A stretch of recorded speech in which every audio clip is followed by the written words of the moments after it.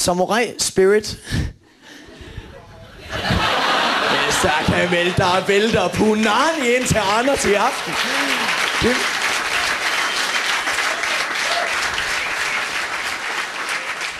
Det er meget cool. Anders, kender du det der, hvor man kommer fra stables mod mine, og så er der sådan en eller anden rank 4 noob, der skriver i general, mine lost 3 core raiders inc, og man tænker bare, lol, den holder jeg. Så det jeg gør, det er, at jeg mounter op på min Frostwolf Howler Epic Mount for Aldrich Valley, og så løber jeg så ned mod ham med 100% increased run speed, så jeg tror nok godt, den kunne mærke smerten, den kom, ikke? Så kommer jeg derned, så tænker jeg, lol, du er i cat form, så ham two-shotter med min rank 12 fireball fra EQ20, så han bare ikke nejder ihjel. Lige ved siden af ham, der står der en paladin, der er klart noob i det, man kan se en Retribution Spect, så mit fireblast, det er stort set nok til ham, ikke?